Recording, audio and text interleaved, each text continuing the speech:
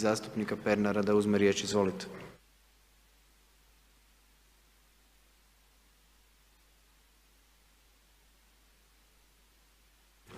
Uvažena javnosti, prije svega htio bih reći da je Hrvatska na prevaru uvedena u NATO savez. Nama se govorilo kod ulaska u NATO da će NATO tobože smanjiti naše izdatke za vojsku i da ćemo zapravo zbog NATO-a uštedjeti. Da zahvaljujući njima nećemo morati izdvajati velik novac. Međutim, činjenice su obratne. Samo za vojne avione koje NATO sugerira da bi trebalo uzeti, odnosno eskadrilu koju bi tobože trebali imati da bismo bili po NATO standardima, odlučila je Vlada izdvojiti 2,9 milijardi kuna. To je onako trošak inicijalni, naknadno naravno bit će i dodatnih troškova. Samo prošle godine trošak vojnih misija u koje smo slali naše vojnike iznosio je čak 180 milijuna kuna. Kada se tome pribroje radarski sustavi, haubice i kojekakva druga vojna oprema koja nam ne treba, jasno je da Hrvatska ulaskom u NATO nije uštedjela nikakav novac. Također, naši partneri ništa nam nisu dali za besplatno, čak štoviše traže od nas da na svoj trošak sudjelujemo u ratu u Afganistanu koji već traje 17 godina bez šanse da će u skoroj budućnosti biti završen. Također šaljemo vojnike na rusku granicu, ne vidim ni tu neku ekonomsku korist za našu zemlju.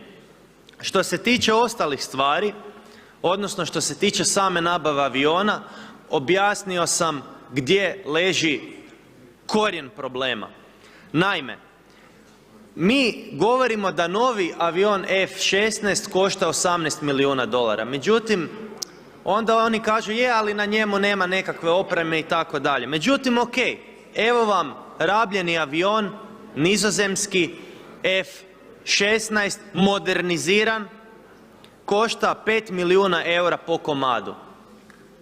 Ponavljam, Jordan ih je kupio, njih 15 čak za 76 milijuna eura.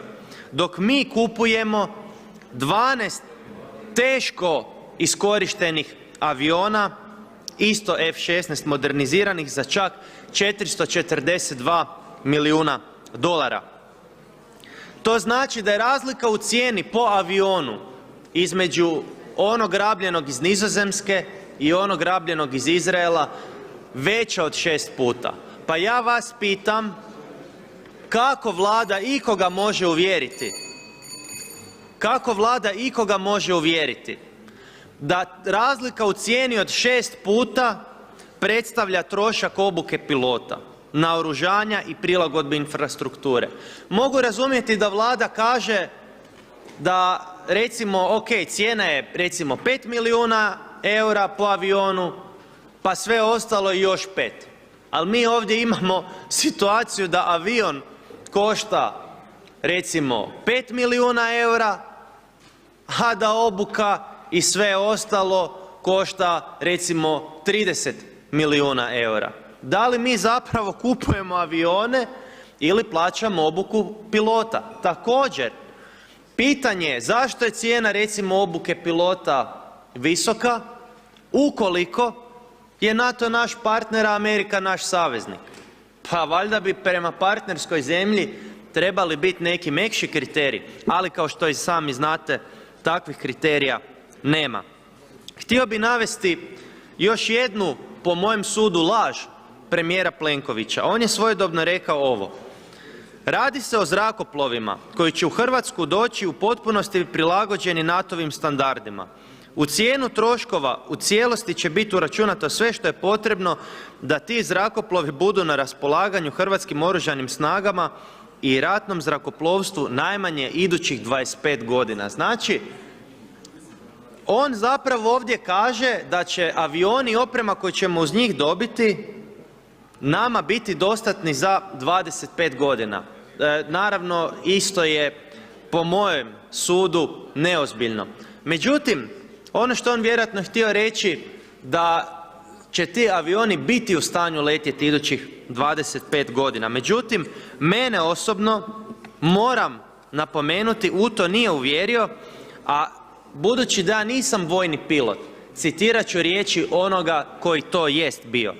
Ivan Selak, poznati pilot, rekao je sljedeće: ljudi koji govore da zrakoplov koji je iskorišten, iznatezan, opterećivan, da budem vulgaran, više od amsterdamske prostitutke, da će njegovo održavanje biti jeftinije od novog, sve govori o ljudima koji su radili u toj komisiji. Znači, neki su uvjeravali, kaže pilot Selak, da će trošak održavanja 30 godina starog aviona biti jeftiniji nego novog. Idemo dalje. Kaže, najgora stvar u tome, što je avion stariji, to više vremena provodi u halama za održavanje. Kod inženjera sve manje leti.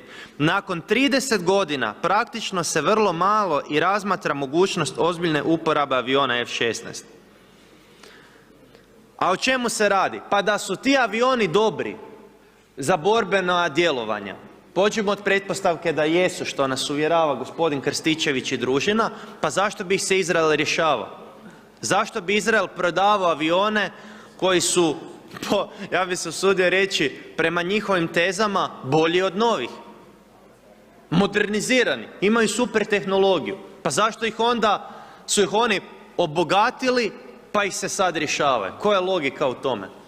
Naravno, kaže sljedeću stvar. Nakon 22 do 23 godine cijena održavanja drastično skače. Znači, trošak je enorman. I ono što je zapravo bit, Vlada nas uvjerava da bi životni vijek tih aviona trebao biti, ako su stari 30 i još 25, otprilike, vjerovali ili ne, 55 godina. Pa jel itko od vas vjeruje ovdje, koji ovdje sjedite, da nešto što se koristi u bliskom sukobu, znači u borbi, što treba biti izrazito točno, pouzdano i tako dalje, može čak 55 godina nakon datuma proizvodnje biti u funkciji? Ja osobno ne. Ali očito moje mišljenje nije bitno, a gospodina Krstičevića i njegove družine je bitno. Ono što hoću reći hrvatskom narodu jest da Hrvatskoj ne treba vojna eskadrila. Hrvatskoj ne trebaju ni novi, ni rabljeni avioni F-16. Hrvatska ima potpuno druge probleme s kojima se nije u stanju nositi, a predstavljaju prijetnju za teritorijalni integritet naše zemlje i sigurnost naših građana. Navest ću samo dvije prijetnje s kojima se Hrvatska suočava, ali se neadekvatno rješava taj problem. Prvi problem je taj što naši vojnici čuvaju rusku granicu, odnosno nalaze se na ruskoj granici, umjesto da štite našu vlastitu granicu koja je porozna. I suverenitet naše zemlje se svakodnevno krši od strane ljudi koji ilegalno u nju ulaze, bez ikakvih ili sa nevaljanim dokumentima. Kako će nama avioni F-16 pomoći u suočavanju s tim, ne znam, ali postoji jedno drugo pitanje. Ono što je ljudima najsvetije i najmilije, to je zapravo čovjekov dom. To je lekcija koju je objašnjavao i Branko Ćopić u svojoj knjizi Ježeva kućica, koja je trenutno izbačena iz lektire. Dom hrvatskog građanina hrvatska Vlada nije u stanju zaštititi. Danas je donesena presuda Europskog suda kojom je naš zakon o ništetnosti kredita koji su sklapani sa stranim kreditorima koji nisu imali odobrenje za rad HNB-a stavljen van snage. To znači da će sve tužbe za ništetnost ugovora koje su naši građani podnijeli protiv RBA zadruga koje su poslovale bez odobrenja HNB-a zapravo pasti. jer je zakon koji ih je omogućio, odnosno koji je bio na strani naših građana, od strane Europske unije poništen, odnosno stavljen van snage. Umjesto da se država suoči sa tim problemom, koji je evidentno problem građana, ili recimo problemom gladne djece po školama, država za 2,9 milijardi kuna nabavlja vojne avione. Također, kažu ljudi iz Vlade, mislio sam ih nazvat kolegama, ali zapravo nismo na neki način kolege, ja ih pitam, kako ih nije sram govoriti da strani partneri nas poštuju? Vidjeli ste svi više stvari, ja ću navesti neke. Predsjednik Europske komisije Juncker, jeste vidjeli kako se odnosi prema premijeru Plenkoviću? Šta radi? Jeste vidjeli šta radi premijeru Plenkoviću? I onda on ovako se okreće. Dat ću vam drugi primjer. Predsjednik Europskog parlamenta, kojeg ova Vlada podržava, kaže da su Dalmacija i Istra talijanske. I odbija se ispričati i odbija reći ne, to je ipak dio Hrvatske. I Vlada prihvaća tu farsu. Znači, sad smo spomenuli predsjednika Europske komisije i Europskog parlamenta.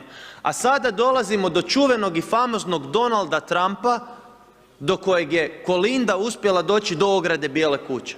To ste svi mogli vidjeti. Ako je vama odnos koji Tajani, Juncker i Trump imaju prema nama, odnos u kojem nas stranci jako puno cijene, odnosno naši tobožnji partneri, postavlja se pitanje, a kako bi se tek odnosili prema nama da nas ne cijene? Način same nabave aviona ukazuje, po mojem sudu, na puno nelogičnosti. Usudio bi se čak reći i na jedan element forsiranja nekog posla za koji ne vidim drugog razloga osim korupcije. A navest ću koji. Pođimo od pretpostavke da je za prodaju izraelskih aviona Hrvatskoj potrebna suglasnost američke vlade. Da li su to svi znali, da ili ne? U suštini su svi znali da bi američka vlada bila ta koja je to trebala potvrditi. Ako se Hrvatska odlučila kupiti te avione, trebala je reći Izraelu, ok, mi smo zainteresirani, mi bi htjeli kupiti, ali vas molimo samo jednu stvar. Dajte zatražite dozvolu od američke vlade. Ako američka vlada dozvoli i da suglasnost za tu prodaju, mi ulazimo u taj posao i mi njih kupujemo. To bi bio logičan niz, to bi bio logičan slijed događaja. Međutim, što hrvatska vlada radi? Hrvatska vlada prvo kaže kupujemo te avione, ulazi u ugovor sa Izraelcima, a tek onda traži se suglasnost američke vlade. I zato je nastao cijeli ovaj cirkus. Da je Hrvatska prvo zatražila suglasnost Amerikanaca, onda bi bilo jasno na čemu smo i ne bi bilo fame oko posla koji zapravo nikada nije ni mogao biti napravljen. Također, hrvatska javnost od samog početka izražavala skepsu prema ovom poslu. Vi to svi znate i kompletna oporba. Međutim, čak i stručnjaci poput vojnog pilota, gospodina Selaka, evo vam drugog eksperta za oružje, gospodin Zubak. On je gostovao na HRT-u i on je tamo rekao da po njegovom sudu ovo nisu čista posla, da ti avioni izraubani toliko ne vrijede i izrazio je, on je nazvao Izraelce, pazite kojim imenom, kaže vješti trgovci. Jesu li oni vješti trgovci koji su nas uvjerili, odnosno prodali nam muda pod bubrege, kako se kaže u narodu, ili smo zapravo mi korumpirani? To je pitanje koje se postavlja.